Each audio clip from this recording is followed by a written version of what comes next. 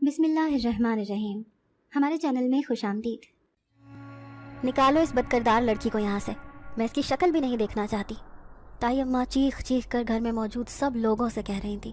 تبھی میرے کزن زہیب نے میرا بازو پکڑا اور مجھے دروازے سے باہر دھکا دے دیا۔ میں روتے روتے دروازہ کھلوانے کی کوشش کرنے لگی، لیکن انہوں نے ظالموں کی طرح دروازہ بند کر دیا تھا۔ خوف کی ایک تیز لہر میرے وجود میں دوڑ گئی۔ اتنا تو میں جانتی تھی کہ تائی اماں کی مرضی کے بغیر اس گھر میں کوئی بھی کام نہیں ہوتا۔ آج انہوں نے مجھے گھر سے نکال دیا تھا تو اس گھر میں کوئی دوسرا فرد ایسا نہ تھا جو مجھے گھر میں واپس بلاتا۔ جب 1 گھنٹے تک کھڑا ہونے کے باوجود بھی دروازہ نہ کھلا تو ناچار میں اس گلی سے باہر آئی تھی۔ سب لوگوں کے دروازے بند تھے۔ بھلا آدھی رات کو اپنے دروازے کس نے کھلے رکھنے تھے؟ میں ابھی آگے جانے کا سوچ ہی رہی تھی کہ اچانک قدموں کی چاپ میرے کانوں میں پڑی۔ شاید کوئی اسی طرف آ رہا تھا۔ میں جلدی سے اس گلی میں بنے ہوئے درخت کے نیچے چھپ گئی۔ میں نہیں جانتی تھی کہ کسی کی نظر مجھ پر پڑے اور وہ گندے ارادے سے میری طرف بڑھے۔ وہ ایک اوباش سا نوجوان تھا۔ وہ میرے قریب سے گزر کر چلا گیا۔ شکر تھا کہ میری عزت اس سے محفوظ رہی تھی۔ اب مجھے جلد سے جلد آج رات چھپنے کا کوئی ٹھکانہ ڈھونڈنا ہوگا، ورنہ اس بستی کے اوباش نوجوانوں سے میری عزت محفوظ نہیں رہے گی۔ یہی سوچ کر میں اپنے لیے کوئی جائے پناہ تلاش کرنے لگی۔ بس آج کی رات ہی میں وہاں رہتی، اس کے بعد میں کسی نہ کسی یتیم خانے میں جا کر سر چھپا لوں گی۔ یہی سوچ کر میں دائیں بائیں دیکھتی جا رہی تھی۔ پیدل ہی پیدل اکیلے چلتی گھر سے کافی دور نکل آئی تھی۔ شدید ترین سرد موسم میں میرے پاس گرم کپڑے بھی نہ تھے۔ ایک ہلکا سا دوپٹہ ہی تھا جو میں نے اپنے سر پر لپیٹ رکھا تھا۔ تبھی 3-4 قدموں کی آوازیں میرے کانوں میں پڑی۔ میں اب دوسری گلی میں چلی گئی تھی، لیکن 3-4 لوگ میری طرف ہی آ رہے تھے۔ میں خوف سے کانپنے لگی۔ اگر ان کی نظر مجھ پر پڑ گئی تو پھر میری عزت ان سے کوئی نہیں بچا سکتا۔ یہی سوچ کر میں ادھر ادھر دیکھنے لگی تو اچانک ہی میری نظر اس بند مکان پر پڑی۔ میں نے آؤ دیکھا نہ تاؤ جلدی سے اس گھر کی دیواریں پھلانگ کر اندر کود گئی۔ نہ جانے میرے اندر اتنی پھرتی اور سمجھداری کہاں سے آ گئی تھی۔ شاید میرے ساتھ پیش آنے والے حالات نے مجھے اس قدر بہادر بنا دیا تھا۔ اب میں اس گھر میں اپنے آپ کو محفوظ سمجھ رہی تھی، کیونکہ یہ بند گھر میرے لیے محفوظ جائے پناہ ثابت ہوا تھا۔ اس گھر کے بیچوں بیچ صحن میں ایک بڑا سا درخت تھا، جبکہ سامنے 2 کمرے بنے تھے۔ دونوں ہی کمروں کے دروازے کھلے ہوئے تھے۔ تھوڑی ہی دور ایک باتھ روم تھا، ایک برآمدہ بھی تھا۔ اس کے آگے ہی بڑا سا صحن تھا۔ جس نے بھی یہ گھر تعمیر کروایا ہوگا بڑی سوچ و بچار کے بعد اسے بنوایا تھا، کیونکہ اس چھوٹے سے گھر میں یہ سب سہولتیں موجود تھیں جو کسی بھی خاندان کے لیے کافی ہوتی ہیں۔ چاند کی روشنی پورے گھر پر پڑ رہی تھی۔ یوں میں پورے گھر کا جائزہ لینے میں مصروف ہو گئی۔ یوں ہی دیوار سے ٹیک لگائے لگائے میں اپنی پچھلی زندگی کے بارے میں سوچنے لگی، اور گھر والوں کے مظالم یاد آئے تو آنکھیں پھر سے آنسو بہانے لگی۔ ناظرین، اگر آپ کو آج کی یہ کہانی اچھی لگی ہو تو ویڈیو کو لائک ضرور کریں۔ اگر آپ کو ایسی دہشت ناک دل کو جکڑ دینے والی کہانیاں پسند ہیں تو ایسی ایک کہانی روزانہ سننے کے لیے ہمارے چینل کو سبسکرائب کریں۔ میرا نام سیما ہے۔ میری سب سے بڑی بدقسمتی یہ تھی کہ میں بچپن سے ہی منحوس تھی، کیونکہ جیسے ہی میں اس دنیا میں آئی تو میرے سر سے ماں کا سایہ دور ہو گیا۔ میرا باپ جو میری ماں سے دیوانہ وار محبت کرتا تھا، وہ اس کے جانے کے غم میں پاگل ہو گیا۔ جب جب وہ مجھے دیکھتا تو اس کا غم بڑھ جاتا۔ یوں میری دادی نے میرے باپ کو ایک دوسرے ملک بھیج دیا، جہاں پر اس نے دوسری شادی کر لی۔ چند دن بعد مجھے بھی بھلا دیا۔ ویسے بھی اسے میری شکل میں ماں کا چہرہ نظر آتا تھا تو اس کی جانے کی تکلیف بڑھ جاتی۔ پھر میں دوبارہ اپنے باپ کو نہ دیکھ پائی۔ دادی نے کچھ دن تو میرا خیال رکھا، پھر تایا کو کہہ دیا کہ میرے مرنے کے بعد تم نے ہی اس کو پالنا ہے۔ میری تائی کو تو میرے وجود سے بھی نفرت تھی، کیونکہ باپ کے حصے کی ساری جائیداد میرے نام پر تھی۔ لیکن تائی مجھے بار بار کہتی کہ یہ تو سانپ کی سنپولی ہے، نہ جانے کیوں بشیر اسے ہمارے پاس چھوڑ گیا۔ کاش یہ اپنی ماں کے ساتھ پیدا ہوتے ہی مر جاتی تو ہماری اس سے جان چھوٹ جاتی۔ وہ اٹھتے بیٹھتے لوگوں کے سامنے یہ جتاتی تھی کہ یہ لڑکی بہت منحوس ہے، جہاں بھی جائے گی اپنے سبز قدم کا اثر وہاں پر چھوڑ دے گی۔ یوں لوگ مجھے حقارت بھری نظروں سے دیکھا کرتے تھے۔ میں بالکل اپنی ماں کی دوسری کاپی تھی۔ وہ بھی بہت خوبصورت تھی، جبکہ میں بھی خوبصورتی میں اپنی مثال تھی۔ میرے تایا ابو کے 4 بچے تھے، 2 بیٹیاں اور 2 بیٹے۔ یوں تو تایا ابو چاہتے تو اپنے بیٹے کے لیے میرا رشتہ مانگ سکتے تھے، لیکن میرے دونوں کزنز کے دل میں میرے لیے نفرت تھی، کیونکہ وہ اپنی ماں کے کہنے پر چلتے تھے۔ اور پھر دونوں بیٹیاں جو قبول صورت لڑکیاں تھیں، وہ میری خوبصورتی کی وجہ سے سخت حسد کا شکار رہتی۔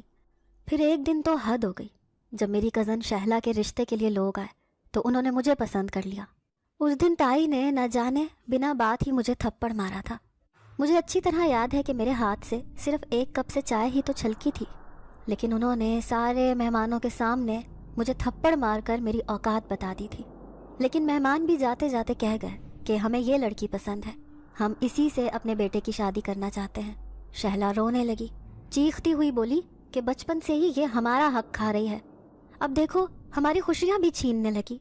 अम्मी आप इसे जलील करके इस घर से निकाल दें, अब ये बर्दाश्त से बाहर हो गई है। उन्हें मेरे वजूद से भी नफरत थी, मैं तो घर से बाहर कदम भी नहीं रखती थी। न जाने कैसे ताया अब्बू के कहने पर उन्होंने मुझे मैट्रिक तक तालीम दिलवा दी थी और साथ वाली पड़ोसन से मैंने कुरान पाक की तालीम हासिल कर ली थी।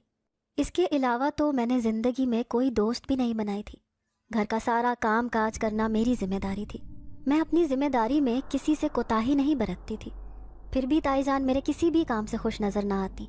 जब भी वो किसी शादी वगैरह पर जा रहे होते थे तो मेरा भी दिल चाहता था कि मैं उनके साथ जाऊं, लेकिन कभी भी हिम्मत नहीं होती थी कि मैं ये कह सकूं कि मैं भी उनके साथ जाना चाहती हूँ। वो जानबूझकर मुझे अपने साथ लेकर नहीं जाया करती थी। फिर एक दिन जब मैं छत पर कपड़े सुखाने गई तो मैं नहीं जानती थी कि पड़ोस में एक नौजवान लड़का मेहमान बनकर आया है। वो छत पर खड़ा होकर इर्द गिर्द का जायज़ा ले रहा था। तभी उसकी नज़र मुझ पर पड़ी। मेरा पूरा ध्यान कपड़े सुखाने पर था क्योंकि मुझे अभी दोपहर का खाना भी तैयार करना था। जब ये ऐसे महसूस हुआ जैसे कोई मुझे गौर से देख रहा हो। तभी मैंने नज़र उठाकर देखा तो सामने खड़े नौजवान को देखकर मेरी हवाइयाँ उड़ गई थी। उल्टे सीधे कपड़े सुखाकर मैं दौड़ी दौड़ी नीचे आई, लेकिन फिर न जाने उस नौजवान की कैसे जुर्रत हो गई जब उसने छत पर ख़त फेंकने शुरू कर दिए। मैं उसकी जुर्रत पर हैरान रह गई। मुझे रोना भी आता कि इस लड़के को क्या खबर कि मैं किस कदर मुश्किल से इस घर में रह रही हूँ। शायद ये मेरी मुश्किलात बढ़ाना चाहता है। 2-3 दफ़ा उसने ऐसी हरकत की जब वो ये हरकत करता मेरी जान निकल जाती। मैं जब भी कपड़े सुखाने छत पर जाती या सफाई वगैरह करने जाती तो वो फ़ौरन ही छत पर आ जाया करता था। फिर एक दिन जब उसने ऐसी ही हरकत की तो मैंने उसके सामने हाथ जोड़ दिए। इशारे से उसे कहने लगी कि खुदा के लिए वो ऐसा काम ना करे। शायद मेरी किस्मत ही ख़राब थी जब मैंने अपने पीछे खड़ी शहला को ना देखा। उसने चीखते हुए माँ को बुलाया और फिर सारे घर वालों के सामने कहने लगी कि पड़ोसी लड़के से इशारों में बातें कर रही थी। वैसे भी मुझे मेरी दोस्त नाजिया ने बताया है कि ये दोनों अनकरीब घर से भागने वाले हैं। उसने इतना बड़ा इल्ज़ाम मुझ पर बिना सोचे समझे ही लगा दिया था। मैं रो रो कर सबको सफाइयाँ दे रही थी, लेकिन ताई अम्मा तो मेरी जान की दुश्मन बनी हुई थी। उसने इशारे से अपने दोनों बेटों को कहा कि आज अच्छा मौका है इससे जान छुड़वाने का। अपने बाप के सामने इसे झूठा साबित कर दो, इसके हिस्से की सारी जायदाद भी हमें मिल जाएगी। मैं उनकी सारी बातें समझती थी। जैसे ही ताया अब्बू घर आए सब लोगों ने मेरे खिलाफ गवाहियाँ देनी शुरू कर दी। शहला 2-4 लगा कर ताया अब्बू से कहने लगी कि ये किस तरह से कई दिनों से उस पड़ोसी लड़के से चक्कर चला रही है और अनकरीब घर के सारे पैसे और जेवरात लेकर ये उसके साथ भागने वाली है। ताया अब्बू ने सबके सामने मेरे मुंह पर 2-3 थप्पड़ मारे और फिर बालों से पकड़कर कहने लगे, बदकिरदार लड़की, तेरी इतनी हिम्मत कैसे हुई कि तू हमें आस्तीन का सांप बन कर डसे। आखिर तू उसी आदमी का खून है जिसने मुड़कर कभी अपनी माँ बहनों की खबर ना ली।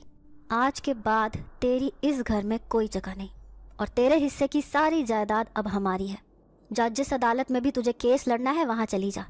अब मैं तुझे इस जायदाद में से एक पाई भी नहीं दूंगा। मैं खून के आंसू रो रही थी, लेकिन मेरे आंसू देखने वाला कोई भी ना था।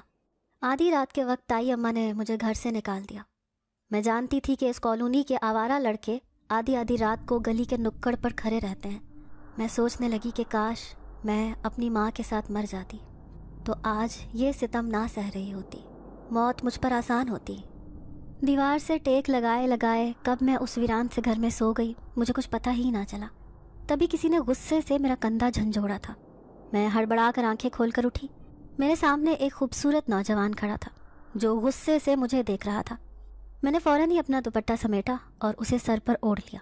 वो कहने लगा, कौन हो तुम लड़की और इस घर में आने की तुमने हिम्मत कैसे की? अब मैं खामोश थी। घबरा कर कहने लगी, मैं एक मजबूर लड़की हूँ, घर वालों ने मुझे घर से निकाल दिया था इसलिए मैं यहाँ छुप गई। वो गुस्से से कहने लगा, तुम जैसी बदकिरदार लड़कियाँ ऐसे ही आधी रात को गलियों में रुलती फिरती हैं। आखिर उन्होंने तुम्हें क्यों निकाला?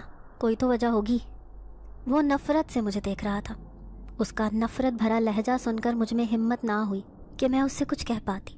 تبھی گھبرا کر کہنے لگی کہ آپ مجھے کسی یتیم خانے میں چھوڑ دیں, میں وہاں پر رہ لوں گی, پلیز میری مدد کریں.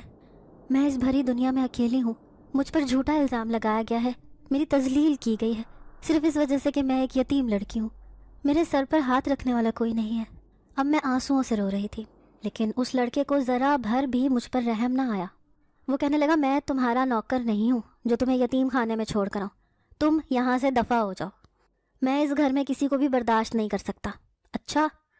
اچانک ہی میرے ذہن میں ایک خیال آیا اور اس خیال کو سوچ کر میں حیران رہ گئی. جب میں رات کو اس دیوار سے کود کر آئی تھی تو اس گھر کے دروازے پر بڑا سا تالا لگا تھا, لیکن یہ نوجوان پھر کہاں سے آیا؟ اس سوچ نے میرے حواس معطل کر دیے. میں گھر سے باہر جانے کے بجائے اس کا چہرہ دیکھ کر یہ ساری باتیں سوچنے لگی. تو وہ غصے سے کہنے لگا, کیا سوچ رہی ہو, اب جانے کا نام کیوں نہیں لیتی تم؟ میں گھبراتے ہوئے کہنے لگی کہ لیکن یہ گھر تو بالکل بند پڑا تھا, اس میں تو کوئی بھی نہیں تھا, یہ آپ کا گھر نہیں ہے. پھر اس نے رخ موڑا, کہنے لگا, ہاں یہ میرا گھر نہیں ہے, لیکن اب میں ہی اس کا مالک ہوں. جس کا یہ گھر ہے وہ کب سے اسے چھوڑ کر چلا گیا ہے, تب سے میں نے ہی اسے اپنا گھر بنا لیا ہے. اب میں یہاں پر اکیلا رہتا ہوں, ساری دنیا سے الگ. میں کسی کی مداخلت اپنی زندگی میں پسند نہیں کرتا. میں گھبراتے ہوئے کہنے لگی, میں بھی سب سے چھپ کر رہنا چاہتی ہوں. یہ دنیا بہت ظالم ہے, میں نے اس ظالم دنیا کے نئے نئے روپ دیکھے ہیں, اس لیے آپ مجھے اس گھر میں رکھ لیں, میں آپ کی نوکرانی بن کر خدمت کروں گی, لیکن مجھے اس گھر سے نہ نکالیں.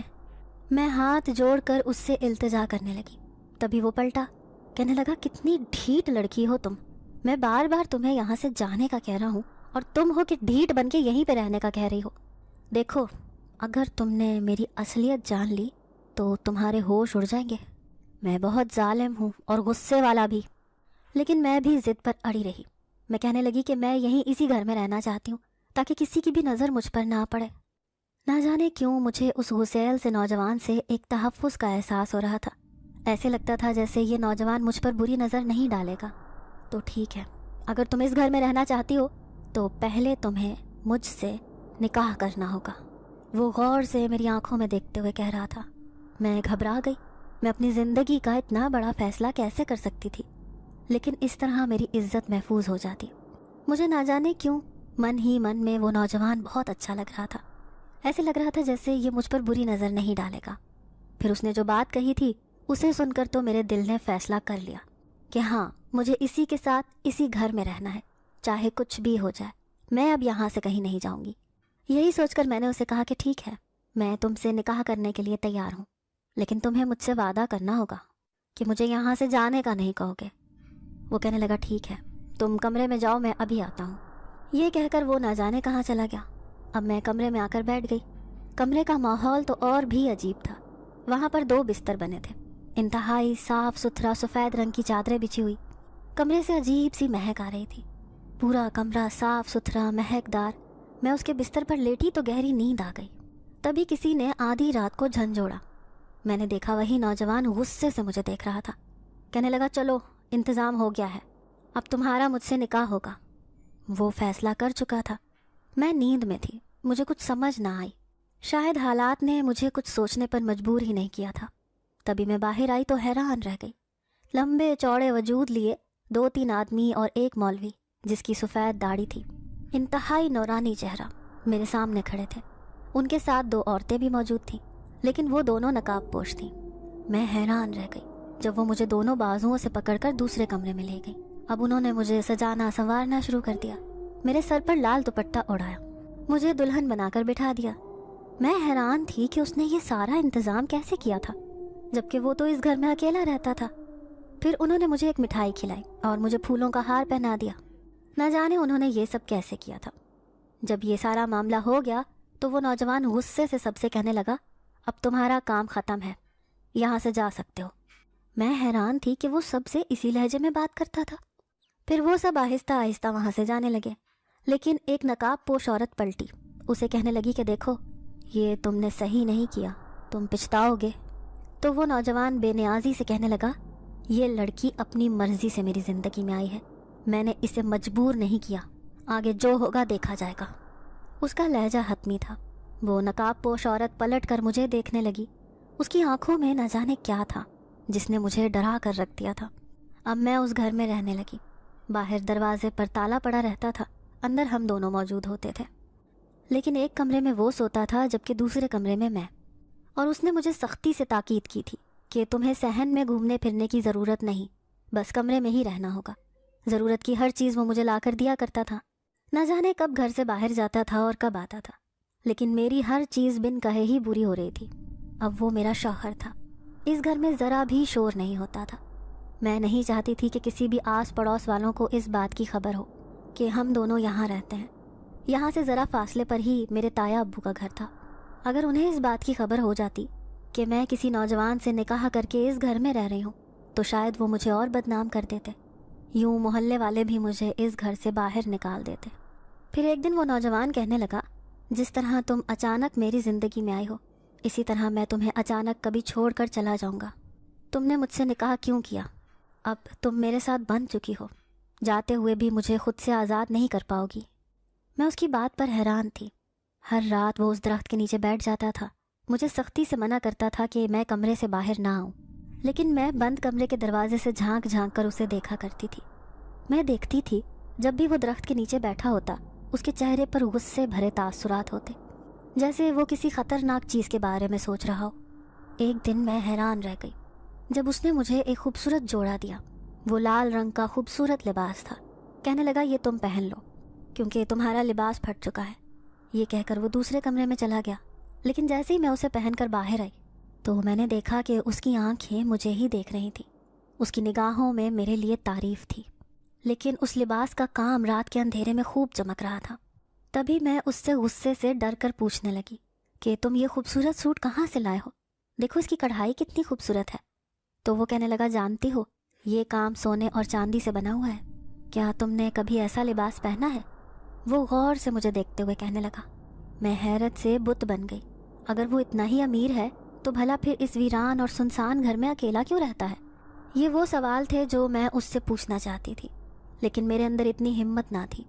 اب میں چپ چاپ بیٹھی رہی، لیکن ہر رات اب میرے لیے بہت خوبصورت تھی، کیونکہ وہ کبھی میرے لیے خوبصورت سونے کے کنگن، کبھی بالیاں لے کر آتا، کبھی اس کے ہاتھ میں خوبصورت گلاب ہوتا۔ غرض کہ ہر رات وہ میرے لیے ایک سے بڑھ کر ایک تحفہ لانے لگا۔ یوں مجھے اپنے شوہر سے محبت ہونے لگی۔ میں اسے اپنا دل دے بیٹھی تھی۔ وہ بھی بڑی نرمی سے مجھ سے بات کرتا تھا۔ میں اس کی دی ہوئی ہر چیز جمع کرتی جا رہی تھی۔ اس 2 کمرے والے چھوٹے سے گھر کو میں نے جنت بنا دیا تھا۔ ویسے بھی یہ گھر میرے لیے جنت سے کم نہ تھا۔ کہاں میں اتنے سالوں سے دوزخ میں رہی تھی۔ میں نے کسی کی محبت نہیں دیکھی تھی، لیکن اس غصے والے نوجوان سے نکاح کرنے کے بعد تو میری زندگی بدل گئی تھی۔ وہ بنا کہے ہی میری ہر خواہش پوری کر دیتا تھا۔ اگر میرا لذیذ کھانا کھانے کا دل ہوتا تو اس رات وہ نہ جانے کیا کیا میرے سامنے رکھ دیتا۔ ہم دونوں الگ الگ رہتے تھے، لیکن دل سے ہم دونوں ایک ہو چکے تھے۔ اب مجھے اس کی آنکھوں میں دیکھنا اچھا لگتا تھا، کیونکہ اس کی آنکھوں میں میرے لیے مہربانی تھی۔ لیکن ایک رات جب میں سو کر اٹھی تو میرا دروازہ کھول کر 4-5 لوگ اندر آئے۔ میں انہیں دیکھ کر خوف سے تھر تھر کانپنے لگی۔ وہ اجنبی تھے۔ تبھی ایک آدمی کہنے لگا، لڑکی کون ہو تم اور یہاں کیسے رہ رہی ہو؟ یہ گھر تو سالوں سے خالی پڑا ہے۔ میں نے چاروں طرف نظریں گھمائی، میرے سر پر آسمان گر پڑا۔ اس گھر کی حالت انتہائی بوسیدہ اور خراب ہو رہی تھی۔ سارے دروازوں پر زنگ لگا ہوا تھا، بڑے بڑے جالے دونوں کمروں میں لگے ہوئے تھے۔ پرانا فرنیچر جس پر مٹی اٹی ہوئی تھی، ٹوٹا پھوٹا سامان بھی کچن کے فرش پر بکھرا پڑا تھا۔ میں نے پلٹ کر دوسرے کمرے کی طرف دیکھا، جس کا ٹوٹا ہوا دروازہ اور کاٹ کباڑ بتا رہا تھا کہ وہ کسی کے استعمال میں نہیں تھا۔ میں دونوں ہاتھوں میں سر تھام کر رہ گئی۔ یہ پل بھر میں کیا ہو گیا تھا؟ تبھی کسی کی آواز میرے کانوں میں گونجی، جس طرح تم اچانک میری زندگی میں آئی ہو، اسی طرح میں بھی اچانک تمہاری زندگی سے چلا جاؤں گا۔ مجھے ایسے لگا جیسے میری سانسیں گھٹنے لگی ہیں۔ میں پاگلوں کی طرح ان لوگوں سے کہنے لگی، یہ میرا گھر ہے، میں اس گھر میں اپنے شوہر کے ساتھ رہتی ہوں، تم لوگ کون ہو؟ تبھی میں نے دیکھا کہ وہ 4-5 آدمی زور زور سے کہے لگا کر ہنسے تھے۔ پھر ایک آدمی کہنے لگا، مجھے تو یہ لڑکی ذہنی مریض لگتی ہے، دیکھو تو صحیح اس نے کیسا عجیب و غریب لباس پہنا ہوا ہے، ایسا تو کوئی بھی نہیں پہنتا۔ تبھی میں نے اپنے لباس کو دیکھا۔ وہ ایک چولا سا تھا جو زمین کو چھو رہا تھا، لیکن اس کا کام ویسے ہی چمک رہا تھا جیسے وہ لباس میرے شوہر نے لا کر دیا تھا۔ پھر وہ آدمی کہنے لگا، لڑکی کچھ ہوش کرو، تم نہیں جانتی کیا یہ گھر تو سالوں سے خالی ہے، تم کب سے اس گھر میں رہ رہی ہو اور یہاں پر زندہ کیسے ہو؟ یہ بات ہمیں سمجھ نہیں آ رہی۔ میں ان سب کو یقین دلاتی رہی کہ اس گھر میں میں اپنے شوہر کے ساتھ پچھلے کئی دنوں سے رہتی آ رہی ہوں، وہ نہ جانے کہاں غائب ہو گیا ہے، کل رات کو تو وہ میرے ساتھ تھا۔ لیکن ان سب کو یہ لگ رہا تھا کہ میرے دماغ کی حالت پر کسی صدمے کا گہرا اثر ہو گیا ہے۔ وہ بار بار مجھ سے پوچھتے رہے کہ میں کون ہوں، کہاں رہتی ہوں، لیکن میں نے خوف کی وجہ سے انہیں کچھ بھی نہ بتایا۔ پھر ایک آدمی کہنے لگا، ہم اسے کسی یتیم خانے یا شیلٹر ہوم میں چھوڑ دیتے ہیں، اس جیسی عورت کا وہاں پر علاج ہوتا ہے۔ یوں ایک آدمی مجھے اپنے ساتھ رکشے میں بٹھا کر لے گیا اور ایک شیلٹر ہوم میں چھوڑ دیا۔ وہاں پر میری جیسی کئی لاوارث عورتیں رہ رہی تھیں، میں بھی ان کے ساتھ رہنے لگی، لیکن ہر رات میں اپنے شوہر کا انتظار کرتی۔ میں سوچتی تھی کہ وہ ضرور میری زندگی میں واپس آئے گا، آخر اس نے مجھے اتنا بڑا دھوکہ کیوں دیا تھا۔ پھر ایک رات میں چھپکے سے وہاں سے بھاگ نکلی اور وہیں اس گلی میں پہنچ گئی جہاں پر وہ گھر تھا، لیکن میرے سر پر آسمان گر پڑا، کیونکہ وہاں گھر کا نام و نشان بھی نہ تھا، بلکہ کچھ مزدور وہاں پر کام کر رہے تھے۔ تبھی میں نے اپنے دل کی تسلی کے لیے ایک مزدور سے پوچھا کہ جو گھر یہاں پر قائم تھا وہ کہاں گیا؟ تو وہ کہنے لگا کہ اسے تو سب نے مل کر توڑ دیا ہے، اب نئے سرے سے اس جگہ پر دوسرا مکان بنا رہے ہیں۔ سارے ثبوت، ساری گواہیاں ختم ہو گئی تھیں۔ وہ مکان تو مٹ چکا تھا جہاں پر میرا اور میرے شوہر کا نکاح ہوا تھا، ساتھ ہی وہ رشتہ بھی۔ یہی سوچ کر میں ذلیل و خوار ہو کر واپس اسی شیلٹر روم میں آ گئی۔ انچارج مجھے بری طرح ذلیل کر رہی تھی، لیکن میں ایک ذلت بن کر رہ گئی تھی۔ دل چاہتا تھا کہ جا کر اسے ڈھونڈوں تو صحیح، لیکن نہ تو مجھے اس کا کوئی عطا پتہ تھا اور نہ ہی کبھی اس نے کچھ بتایا تھا۔ اچانک ہی میری زندگی سے ایسا غائب ہوا کہ وہ سارے خوشنما منظر بھی غائب ہو گئے جو میں اس گھر میں اپنی آنکھوں سے دیکھا کرتی تھی۔ پھر ایک دن اسی شیلٹر ہوم کی انچارج میرے پاس آئی، کہنے لگی، چلو لڑکی، تمہیں کوئی لینے آیا ہے۔ میں بری طرح گھبرا گئی، جیسے ہی باہر گئی تو حیران رہ گئی، تایا ابو سامنے کھڑے تھے۔ بھلا انہیں کیسے معلوم ہوا کہ میں یہاں پر رہ رہی ہوں؟ وہی مجھے لینے آئے تھے۔ پھر کہنے لگے، چلو میرے ساتھ، کیوں تم ہمیں ذلیل کرانے پر تلی ہو؟ ایک پڑوسی تمہیں یہاں چھوڑ گیا تھا، سارے لوگ ہم پر الزام لگا رہے ہیں کہ ہم نے تمہیں گھر سے نکال کر شیلٹر ہوم میں بھیج دیا، چلو اب تمہیں لینے آیا ہوں۔ تایا ابو وہیں پر مجھ پر غصہ کر رہے تھے، لیکن میں نے انہیں اپنے سامنے دیکھ کر خوشی کا اظہار کیا تھا۔ جلدی سے دوپٹہ اوڑھا اور ان کے ساتھ شیلٹر ہوم سے باہر آ گئی۔ میں نہیں جانتی تھی کہ شیطانیت کا چولا چھپا کر وہ مجھے وہاں لینے آئے تھے۔ اب میں واپس اسی گھر میں آ گئی جہاں سے مجھے رات کو ذلیل کر کے نکالا گیا تھا۔ پھر تائی اماں کہنے لگی، لو، اس بد کردار لڑکی کو پھر لے کر آ گئے۔ تو تایا ابو کہنے لگے، کیا کروں، مجبوری تھی، آخر اس کے دستخط بھی تو چاہیے کاغذات پر، تبھی تو اس کی جائیداد ہمارے نام ہوگی، اب اسے رکھنا ہماری مجبوری ہے۔ میں خاموش اور بے بسی سے انہیں دیکھے جا رہی تھی۔ تبھی میری کزن شہلا ایک فائل اٹھا کر لائی، اس نے میرے سامنے وہ فائل رکھی۔ تایا ابو کہنے لگے، چلو جلدی سے ان پر دستخط کر دو، اس کے بعد تم ہماری طرف سے آزاد ہو، جہاں تمہارا دل چاہے بھلے چلی جانا، ہم تمہیں نہیں روکیں گے۔ ان کا لہجہ بے نیازی لیے ہوئے تھا۔ تبھی میرے دل میں ان کے خلاف ایک نفرت کی لہر اٹھی۔ میں ان سے کہنے لگی کہ میں ہرگز ان کاغذات پر سائن نہیں کروں گی، کیونکہ میں اچھی طرح جانتی ہوں کہ سائن کروانے کے بہانے آپ یہ ساری جائیداد اپنے نام کروا لیں گے جو میرے باپ کے نام پر تھی اور اب میرے نام پر ہے۔ یہ سن کر وہ دونوں غصے سے آگ بگولا ہو گئے، پھر اچانک ہی مارنے کے لیے میری طرف بڑھے۔ تبھی نہ جانے کیا ہوا، کچن میں آگ کے شعلے بلند ہوئے، سارے گھر والے بری طرح چیخنے لگے، ان کے ارادے ناکام ہو گئے تھے۔ پھر تائی اماں چیختے ہوئے کہنے لگی، یہ سب اس منحوس کی وجہ سے ہوا ہے، نہ آپ اسے گھر لے کر آتے اور نہ یہ نقصان ہوتا، دیکھو تو صحیح، کچن کی ساری چیزیں جل کر راکھ ہو گئیں۔ پھر شہلا کہنے لگی، اس کمبخت کو تو میں اسٹور میں بند کرتی ہوں، تبھی یہ ان کاغذات پر سائن کرے گی۔ میرے سسرال والے ٹرک بھر کر جہیز مانگ رہے ہیں، آخر وہ جائیداد بیچ کر ہی تو میری شادی دھوم دھام سے ہوگی۔ وہ مجھے کھینچتی ہوئی اسٹور روم میں لے گئی، اس نے مجھے ایک کالے اندھیرے والے اسٹور روم میں بند کر دیا۔ میں سسک سسک کر رونے لگی، نہ جانے کب میری زندگی بدلے گی۔ میں ان سب کے سامنے بتاتی کہ کسی نے مجھے مضبوط سہارا دیا ہے، مجھ سے نکاح کیا ہے، لیکن وہ سہارا دینے والا بھی غائب ہو گیا تھا۔ میں کس منہ سے انہیں یہ بات بتاتی؟ میری زندگی میں صرف ضلالت ہی لکھی تھی۔ اب میں بے بسی سے اسی اسٹور میں قید تھی۔ پھر پورا ایک دن گزر گیا، کسی نے بھی مجھے کھانے کا نام بھی نہیں لیا تھا۔ تبھی میں نے دروازہ کھلوانے کے لیے زور زور سے صدائیں لگانا شروع کر دی، دروازہ کھولو، مجھے بھوک لگ رہی ہے۔ تبھی تائی اماں باہر سے زور سے چلائی، کہنے لگی کھانا تجھے تبھی ملے گا جب تو ان کاغذات پر سائن کرے گی، ورنہ تو ایسے ہی یہاں قیدی بن کر اپنی زندگی گزارے گی۔ میں نے گھٹنوں میں منہ چھپا لیا، میں ان کی نفرت میں مرنے کو بھی تیار ہو گئی تھی، لیکن میں نے فیصلہ کر لیا تھا کہ میں ہرگز ان کاغذات پر سائن نہیں کروں گی۔ اس طرح تو وہ جیت جاتے، ان کا ظلم جیت جاتا اور میرے ساتھ ہونے والی ناانصافی جیت جاتی۔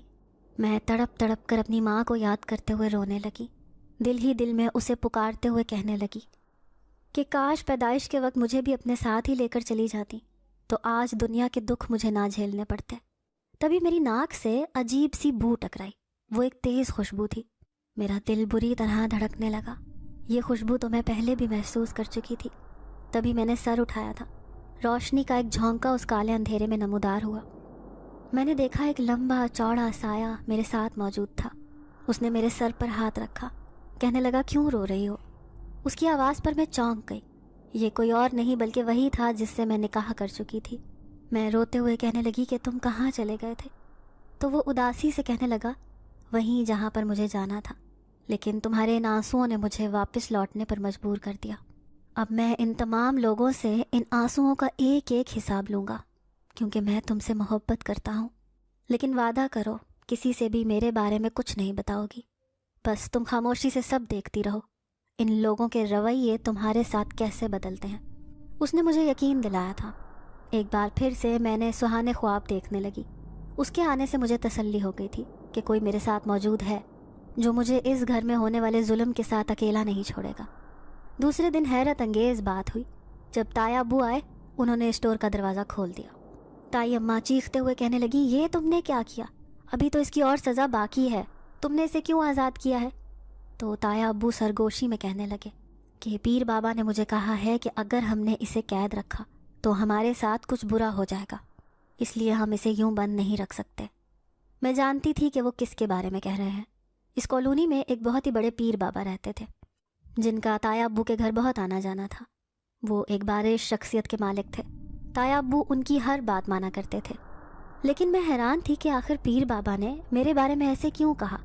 لیکن میں خوش ہو گئی تھی، کچن میں جا کر کھانا ڈھونڈنے لگی، مگر وہاں پر تو سوائے باسی روٹی کے کچھ بھی نہیں پڑا تھا۔ میں بھوک سے اتنی بےتاب تھی کہ اسے ہی پانی میں ڈبو ڈبو کر کھانے لگی۔ تبھی اچانک کسی نے دروازے پر دستک دی۔ تایا ابو نے جیسے ہی دروازہ کھولا تو پیر بابا کا ایک مرید دروازے پر کھڑا تھا۔ وہ کہنے لگا وہ لڑکی جو یتیم ہے اس کے لیے کھانا لے کر آیا ہوں، پیر بابا نے بھجوایا ہے۔ سارے گھر والوں کے چہرے پر حیرت تھی۔ تایا ابو ندامت سے سر جھکا کر کھڑے رہے۔ وہ اس بات پر شرمندہ تھے کہ پیر بابا کو کیسے خبر ہو گئی کہ اس گھر میں رہنے والی یتیم لڑکی باسی روٹی پانی میں ڈبو ڈبو کر کھا رہی ہے۔ پھر اس مرید نے تایا ابو سے کہا کہ اس کھانے کے علاوہ کوئی دوسرا بندہ کھائے گا تو نقصان سے دوچار ہو جائے گا، اسی لیے یہ کھانا اسی لڑکی کے لیے ہے۔ پھر جیسے ہی میں نے وہ کھانا ڈش میں ڈالا، ہر طرف لذیذ کھانوں کی خوشبوئیں اٹھنے لگیں۔ وہ کھانا شاید میں نے زندگی میں پہلی بار کھایا تھا۔ اس کا ذائقہ بے حد لذیذ تھا، لیکن یہ کھانا بالکل ایسا ہی تھا جیسا میں اس گھر میں اس نوجوان کا لایا ہوا کھانا کھاتی تھی۔ سب گھر والے حیرت سے مجھے دیکھے جا رہے تھے۔ شائلہ بڑی للچائی ہوئی نظروں سے اس ذائقے دار کھانے کو دیکھ رہی تھی جسے پیر بابا کے آدمی نے سختی سے کسی دوسرے کو کھانے سے منع کیا تھا۔ یوں ہر دوسرے دن یہی ہونے لگا جب پیر بابا کا مرید کوئی نہ کوئی چیز لے کر آتا اور تایا ابو سے کہتا کہ یہ اسی یتیم لڑکی کے لیے ہے، چاہے تو پھر وہ لباس ہوتا، لذیذ کھانا یا پھر کوئی دوسرا قیمتی سامان، وہ سب میرے لیے ہوتا تھا۔ وہ ان کی بات سے انکار کر ہی نہیں سکتے تھے، کیونکہ اس پوری کالونی میں ان کی عزت تھی، ایک شہرت تھی، اور تایا ابو تو ان کے کہے بغیر کوئی کام سر انجام ہی نہیں دیا کرتے تھے۔ تبھی ایک دن ایک مرید آیا، مجھے اپنے ساتھ لے کر جانے لگا۔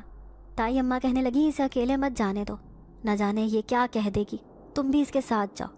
لیکن مرید نے سختی سے منع کیا، لال آنکھوں سے کہنے لگا خبردار اس لڑکی کے ساتھ کوئی دوسرا گیا تو، کیونکہ پیر بابا کو یہ لڑکی خواب میں نظر آتی ہے، اسی لیے انہوں نے اسے حاضری کے لیے بلایا ہے۔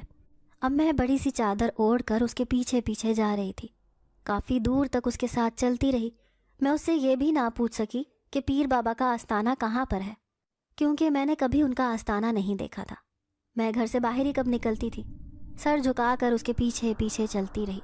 احساس ہی نہ ہوا کہ میں ایک بڑے سے جنگل میں پہنچ چکی ہوں۔ जहाँ आस पास कोई आबादी भी नहीं है। ये मुरीद मुझे कहाँ लेकर आ गया है?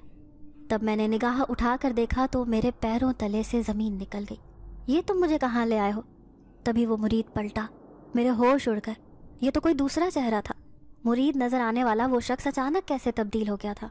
मैं 2 कदम पीछे हटी। सामने वाला शख्स मुस्कुराया था। वो कोई और नहीं बल्कि वही पुरस्रार नौजवान था जो आज से कई दफ़ा पहले भी मेरी ज़िंदगी में आ चुका था। तुम यहाँ कैसे? मुझे तो यहाँ कोई और लेकर आया था, मैं घबराते हुए उससे पूछने लगी। तो उसने मेरा हाथ थामा, कहने लगा अब तुम मेरे साथ रहोगी, मैं तुम्हें वहाँ से हमेशा के लिए यहाँ ले आया हूँ। लेकिन ये कैसी जगह है? यहाँ तो कोई भी नहीं रहता, ये तो एक जंगल है।